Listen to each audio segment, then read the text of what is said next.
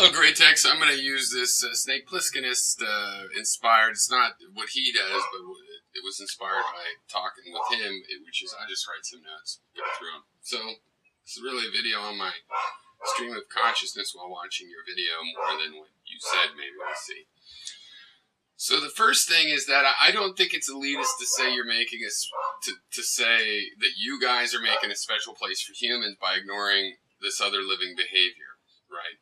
Now, I'll cop to maybe being a little arrogant, but in my defense, you know, I'm beset on all sides. People are telling me that, by my definition, a thermostat is alive, as though they don't know any distinctions between a thermostat and a paramecium, which I think, you know, I can go all exasperated and go, what? But it's not elitist to say that you're making a special place for humans. That's what I really believe. You see these things acting like creatures. And if they were the size of dogs, I believe you'd think they were just like creatures. And I think you would entertain that, like we do with dogs, they might have some sort of internal consciousness, however limited. So I don't understand, and it seems arbitrary that you're making, that you guys in general are making this distinction to the level of going, I'm surprised I have to tell you this. I wonder if you're even trolling. I mean, people like you in conference board, I respect your opinion. So it's odd to me that you're like, I didn't even think this should be an issue. I mean, they look like they're moving around. You couldn't understand that I would think that. Okay. Now, as far as rocks living, I did specifically present that as a mental exercise. I said as a mental exercise, I can treat it as if that. But what I believe is that living cells have consciousness. I don't see a reason to suspect that in rocks because they don't have intentional behavior. Okay. I'll also admit, and if it's an issue, I'll even try to address that I have been using consciousness and awareness interchangeably. I'll try to use awareness because I'm not trying to bring in things like self-consciousness and consciousness of your own thinking process. I'm not trying to say that a neural network's consciousness is exactly like, if that's what you mean by consciousness, is exactly like the awareness of a paramecium. No, I'm saying they're very different. But I think that there's a hard, the hard problem exists for all life, is my guess. I see systems that can do computation. I see behavior that looks like awareness. It's related to the kinds of tests you would do to a human subject to see if they were aware. Okay. Now, another thing is, no, you do not have to define your classification, like define what consciousness is and then go looking for it. I'll make an infinite number of definitions and I'll just go looking one at a time. That should work out. No. This is what I've called extensional analysis, and this is how I believe everybody does it. I have a system of doing it that I've named. Extensional analysis. First, you collect an acceptable group that you want to call this term. Then you analyze that group. Your analysis comes up with abstract definitions for the group. You test that analysis by seeing how it expands, restricts, or fits perfectly the original set, right? So you're going to expand or restrict the set, and you do that over and over. You put more things in, then you analyze them. And that process never ends up with the perfect group. It just ends up with ones that are continually tried against consistent criteria for a certain period of time. Okay.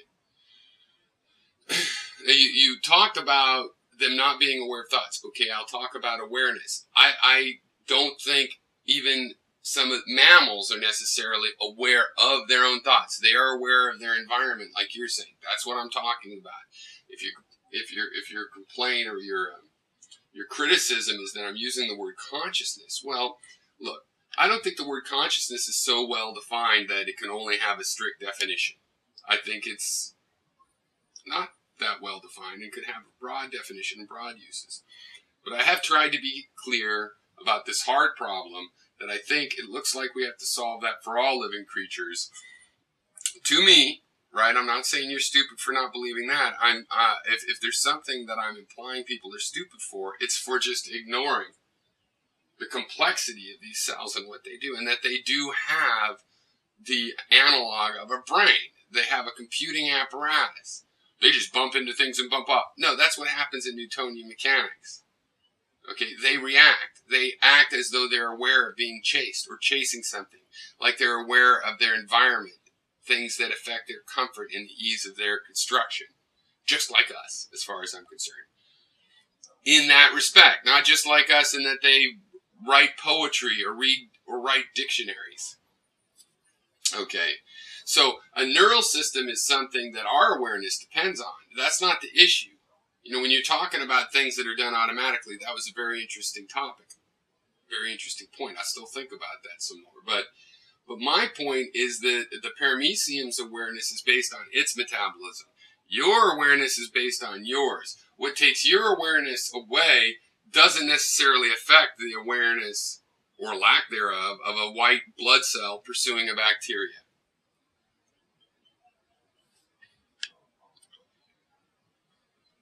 You say this awareness isn't fed up some microtubules. I don't know why you'd say that. Microtubules is what's inside every cell in our body. Certainly every neuron. That is where, if you think it comes from the neurons, it comes up from the neurons, and it comes up from the microtubules. Why is this a part of something that you're surprised you have to tell me? You're surprised you have to tell me how this physical functioning of the microtubules that I have been looking into and have discovered for myself in the last few years, in which it turns out that these microtubules are responsible for motor function, for computation / thinking, whatever it takes to behave that way, and sensing. You're telling me no, that can't have anything to do with it. I'm surprised I have to tell you, Piero, microtubules can't have anything to do with it. By when I was 5 years old and nobody even knew about the microtubules, and they just thought they were skeletal, why we knew by then. I mean, what are you saying? Why are you surprised you had to say it? Conference reporter is asking if I'm trolling. No, I really believe this. I see intentional behavior. I see a bacteria fleeing. There's no other way to describe it. Fleeing. No, it's just automatically. It's fleeing. You want to call it something else. This bacteria is fleeing a white blood cell. And you want to call that something else, but then you'd have to call it something else in humans. It's the same phenomenon. It looks like it's fleeing. It is fleeing. It looks like the white blood cell is pursuing it. It is pursuing it. That behavior leads me to believe that there is awareness, because it looks like awareness. And you notice, I referred to the scientific ability to decide what is alive, but I did gloss over the fact that there is no really good definition for life. But it's still true that scientists have figured out and pretty much agree on what is or isn't alive, right? I find that interesting because it allows me to look at, well, what is similar, and I see the intentionality, the awareness. So I have been using awareness and consciousness to mean the same thing. I'm not trying to jump around or make a rhetorical use of these two terms. I'll try to use awareness. But just so you know, I'm talking about, awareness. Okay. I don't understand why people can't understand why. I get why they would disagree with me, but I don't understand why they would not understand where I think there is awareness in creatures that show behavior of awareness. But you can't read their mind. Well, I can't read your mind. You show behavior of awareness, so I take it as awareness. And yet, to me, that's related to you having a subjective experience. Free will versus willpower. Well, the thing is, I don't think people are very clear. They use free will, and they're not saying, even the people that support it generally, that means you can fly. It's free. So I point out that the word willpower is better, but even when I do that, people still keep going, free will, free will, free will. So it's like free will is the name for the subject of, do people have any will at all? Okay, I'm not the one that munged that together. So I don't understand why you want me to be careful on that. I think it's enough that I made clear that I really think we should be talking about willpower. Now, if people are on board enough with this that we're all going to start talking about willpower, fine. If it means I can't be in the free will debate because I want to call it willpower, well, I'm just going to relent on getting people to call it the willpower debate and take part. Okay? You talked about the subconscious, and again, this is what I said was interesting earlier. To me, and I will think more about this. I think this is interesting, you know, these unconscious thoughts and what does that mean about conscious. But see, I see a lot of subconscious will. There's will in subconscious thought. So my interpretation is that the singers are over there singing with these things that you're doing automatically. They don't rise up to the voice of the chorus anymore that you notice, but they're going on. They're taking care of business. They're doing their conscious things that have to do with, you know, sugars and proteins and stuff. So again, our consciousness is clearly made of a network. If the network units are also aware, I wouldn't expect them to be just like the network as a whole. Okay?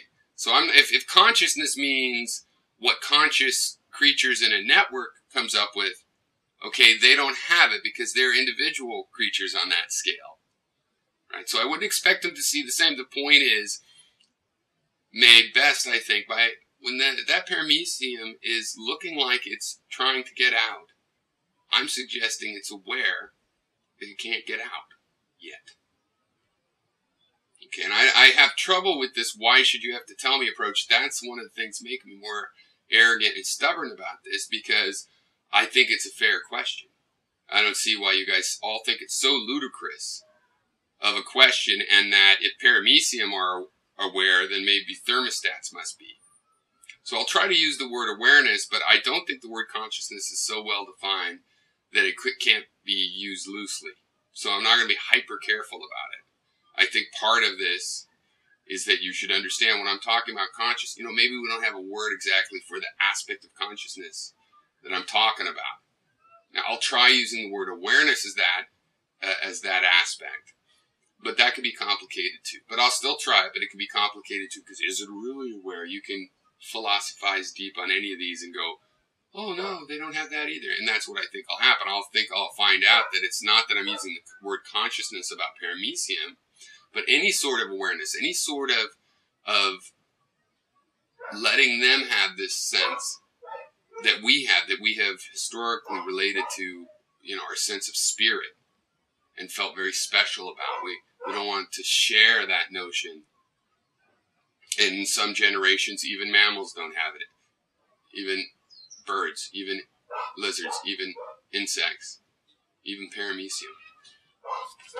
Paramecium, I guess, sorry. Singular error. Cheers.